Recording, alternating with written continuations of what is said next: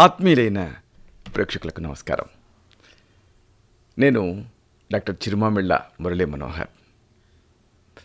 ఈ కార్యక్రమంలో చాలా ముఖ్యమైన విషయాన్ని మనం తెలుసుకోబోతున్నాం. మొటిమలు. ఎంతోమందిలో ఈ మొటిమల సమస్య బాధిస్తూ ఉంటుంది. కాలేజీకి వెళ్ళేటటువంటి ఆడపిల్లల్లో, కాలేజీకి వెళ్ళే మగపిల్లల్లో, అలాగే మధ్య వయస్కులైనటువంటి యువతీ యువకులలో, ఇలాగా అన్ని వయసుల వాళ్ళని, అలాగే నడి వయసులో కూడా ఈ మొటిమలు బాధిస్తూ ఉంటాయి. ఇంకా చెప్పాలంటే స్కూల్కి వెళ్ళేటటువంటి స్కూల్ ఫైనల్ పిల్లల్లో కూడా ఈ సమస్య కనిపిస్తూ ఉంటుంది. దీని గురించి ఎంతో ఇబ్బంది పడుతూ ఉంటారు, ఎంతో బాధపడుతూ ఉంటారు. ఇదేదో పెద్ద చర్మవ్యాధిలాగా నిద్రాహారం లేకుండా సతమతం అవుతూ ఉంటారు. అయితే మీకు ఇలాగ మొటిమలుంటే ఎంతమాత్రం కంగారు పడాల్సిన పని లేదు. వీటిని తేలిగ్గా తగ్గించుకోవచ్చు. అయితే తగ్గించుకోవాలంటే దానికి దారితీసే కారణాలు తెలియాలి. మరి కారణాలు ఎలా తెలుస్తాయి? అసలు ఆయుర్వేదం చెప్పేది ఇదే. సంక్షేపత క్రియాయోగో నిదానస్య చ వర్జనం అంటుంది. అంటే ఏ వ్యాధినైనా ఏ సమస్యనైనా తగ్గించుకోవాలంటే కారణాలు తెలుసుకోవాలి. నిదానస్య చ వర్జనం. నిదానం అంటే కారణం. కారణం తెలిసినప్పుడు ఇక దాన్ని వదిలేయటం సాధ్యం అవుతుంది. వర్జనం అంటే వదిలేయాలి.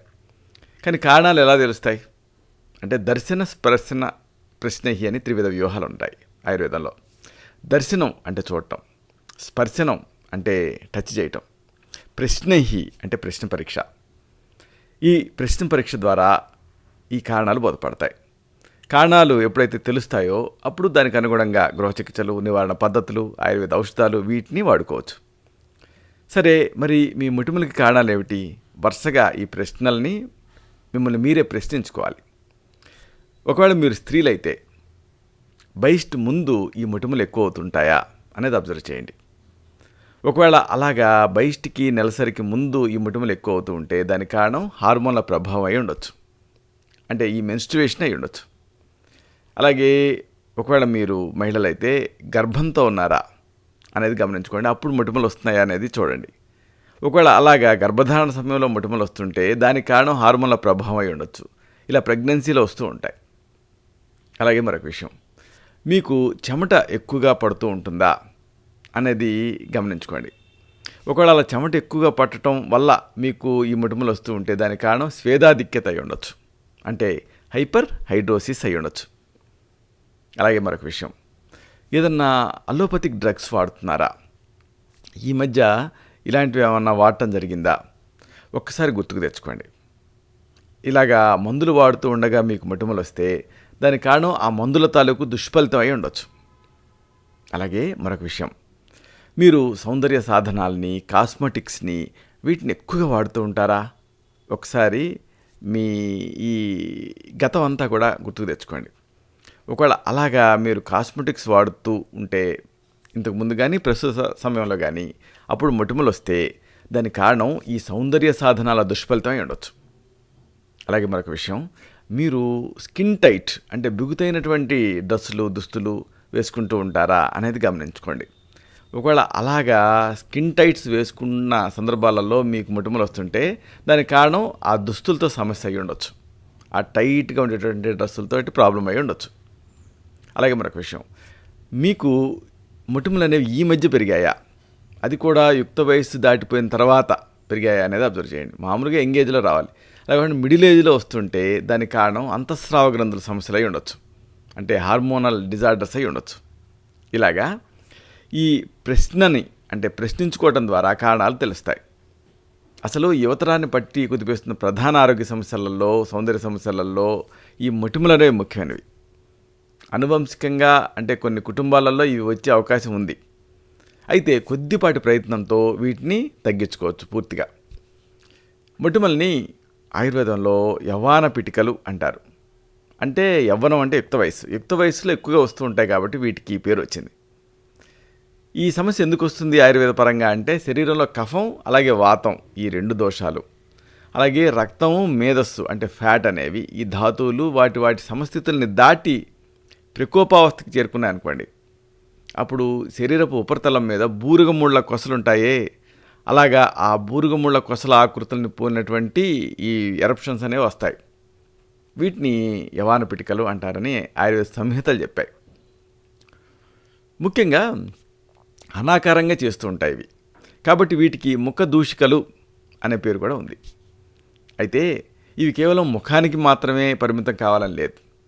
అంటే చేతుల మీద రావచ్చు, వీపు మీద రావచ్చు, ఛాతి మీద రావచ్చు, అలాగే ఈ మెడ మీద రావచ్చు, ఈ గడ్డం ప్రాంతంలో రావచ్చు, అలాగే ఈ ముక్కు మీద రావచ్చు. ఇలాగా ఇవి మొహంలో అలాగే శరీరంలో ఎక్కడైనా రావచ్చు. చర్మం సూక్ష్మ రంధ్రాల్లో అమరి ఉండేటువంటి నూనె గ్రంథులు ఈ మొటిమలకు ప్రధానమైన కారణాలు. మన చర్మం మీద సూక్ష్మ రంధ్రాలు ఉంటాయి, వాటిలో నూనె గ్రంథులు ఉంటాయి కదా, అవి ఈ మొటిమలను కలగజేస్తూ ఉంటాయి.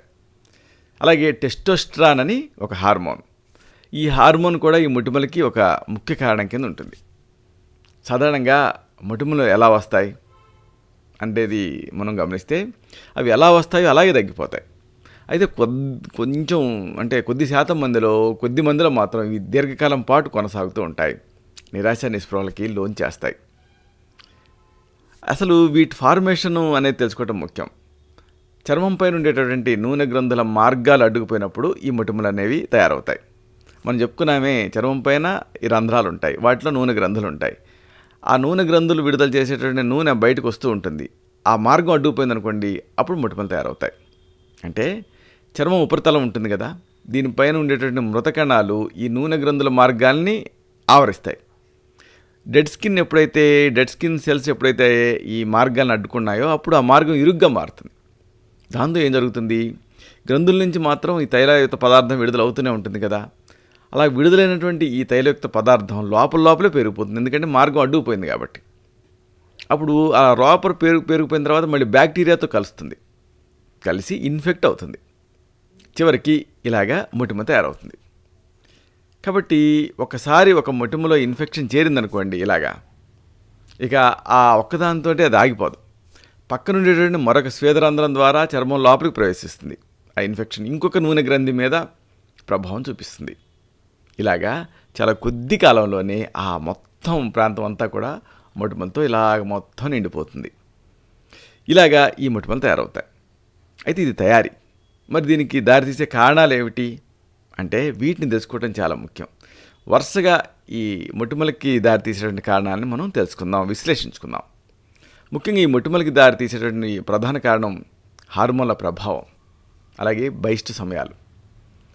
హార్మోన్ల తేడా వల్ల చాలామందిలో, ముఖ్యంగా యువతులలో ఈ బహిష్టికి వారం రోజుల ముందు నుంచి మొటిమలు తీవ్రతరం అవుతూ ఉంటాయి. ఇలాంటి సందర్భాల్లో దీన్ని తగ్గించడానికి అశోకారిష్టం, కుక్కుటాండ త్వగ్భస్మం, నష్ట పుష్పాంతక రసం, రజ ప్రవర్తనీవటి, చతుర్ముఖ రసం ఇలాంటి వాటిలో అనువైన దాన్ని మీ నాడిని చూసి మీ తత్వాన్ని పరీక్ష చేసి తగిన అనుపాన సహపానాలతో ఇవ్వాల్సి ఉంటుంది. ఇక ఈ మొటిమలకి మరొక ముఖ్యమైన కారణం హార్మోన్ల ప్రభావం, అలాగే గర్భధారణ. ఈ గర్భధారణ కాలం మొటిమల మీద ప్రభావం చూపిస్తుంది. ఈ సమయంలో మొటిమలు పెరగవచ్చు లేదా తగ్గొచ్చు కూడా. ప్రెగ్నెన్సీలో కొంతమందికి మొటిమలు పెరుగుతాయి, కొంతమందికి తగ్గుతాయి. ఇలా జరగడానికి కారణం ఏమిటి అంటే హార్మోన్లలో హెచ్చుతగ్గులు. ఇలాంటి సమయాలలో సాధారణ ఆరోగ్యాన్ని కాపాడుకుంటే సరిపోతుంది. అయితే ఈ ప్రెగ్నెన్సీ హెల్తీగా ఉండటం కోసం గర్భపాల రసం, మాదీఫల రసాయనం, అలాగే మండూర భస్మం, మోతీ భస్మం ఇలాంటి వాటిలో అనువైన దాన్ని ప్రిస్క్రైబ్ చేయాల్సి ఉంటుంది. ఇక ఈ మొటిమలకి మరొక ముఖ్యమైన కారణం స్వేదాధిక్యత, అంటే హైపర్ హైడ్రోసిస్, ఎక్కువ చెమట పట్టడం. ఈ చెమట లేదా స్వేదం అనేది మొటిమల మీద దుష్ప్రభావాన్ని చూపిస్తుంది.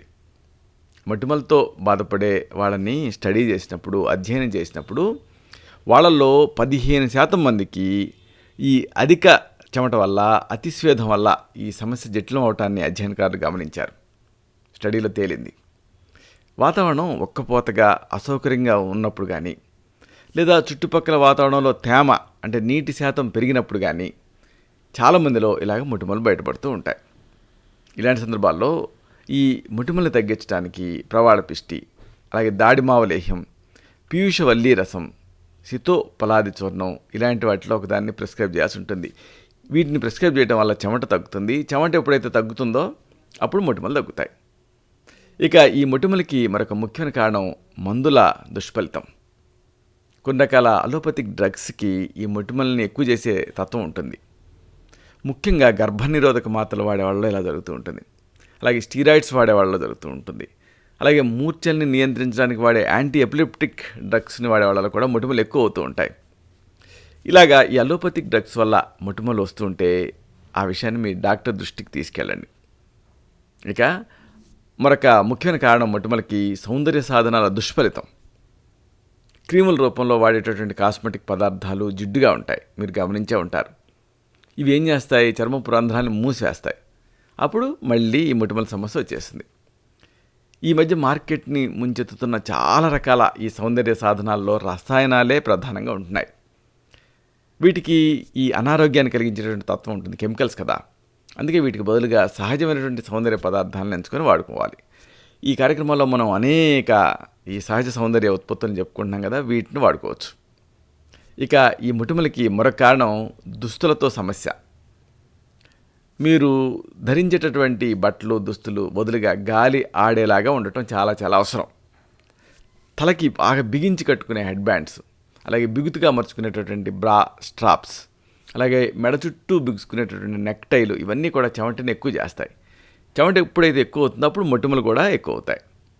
మొటిమలు వచ్చేవాళ్ళు ఈ డ్రెస్సుల విషయంలో, దుస్తుల విషయంలో శ్రద్ధ చూపించాలి. దుస్తుల్ని బాగా కంఫర్టబుల్గా, లూజుగా, వదులుగా, చెమటను పీల్చుకునేలాగా సెలెక్ట్ చేసుకొని ధరించాలి. ఇక ఈ మొటిమల సమస్యకి మరొక కారణం అంతఃస్రావ గ్రంథుల సమస్యలు, అంటే హార్మోనల్ డిజార్డర్స్. యుక్త వయసులోనే కాకుండా కొన్ని ప్రత్యేకమైన సందర్భాల్లో ఈ మొటిమలు రావడానికి అవకాశం ఉంది. ఎప్పుడు అంటే శరీరంలో అంతఃస్రావ గ్రంథులకు సంబంధించిన సమస్యలు ఉన్నప్పుడు. ఇలాగా ఈ ఎండోక్రైనల్ డిజార్డర్స్ ఉన్నప్పుడు ఏం జరుగుతుంది, అలాగే టెస్టోస్టెరాన్ అనే హార్మోన్ బాగా పెరిగినప్పుడు కూడా ఇలా మొటిమలు వస్తూ ఉంటాయి. ఉదాహరణకు యాక్రోమెగాలి అని ఒక స్థితి. దీంట్లో ఈ దవడ, చేతులు, పాదాలు బాగా పెరిగిపోవడంతో పాటు మొటిమలు కూడా రావచ్చు.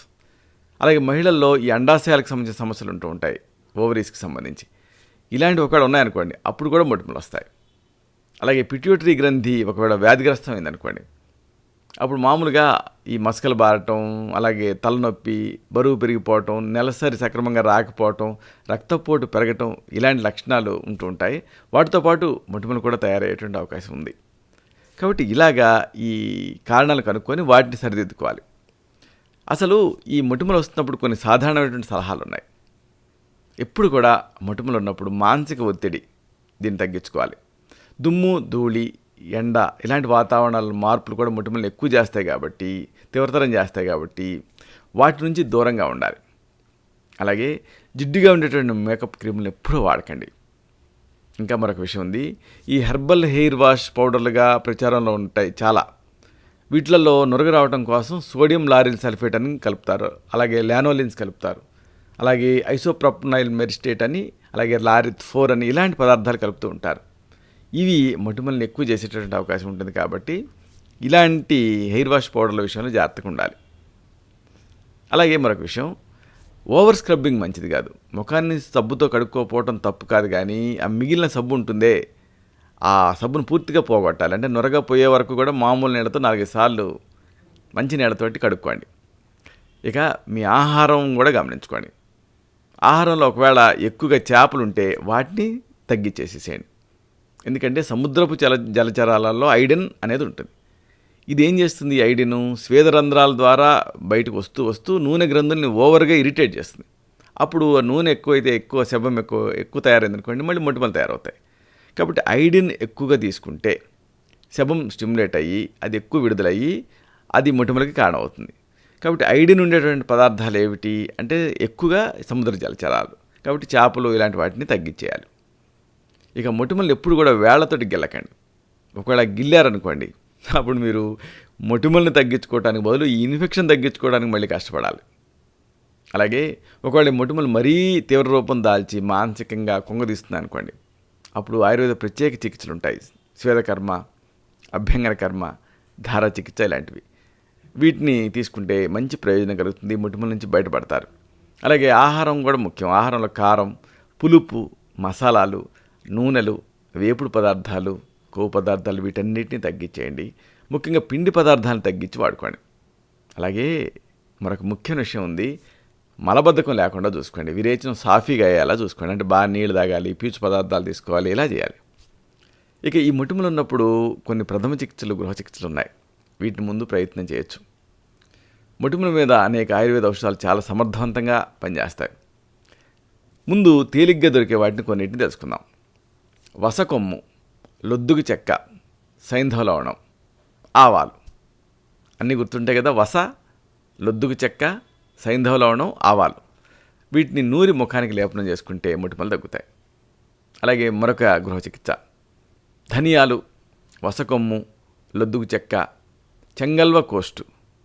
ఇలాగా ధనియాల్ని, వసకొమ్ముని, లొద్దుగు చెక్కని, చెంగల్వ కోష్టుని తీసుకొని మెత్తగా నూరి లేపనం చేసుకుంటే ఈ మొటిమల మీద మంచి ఫలితం కనిపిస్తుంది.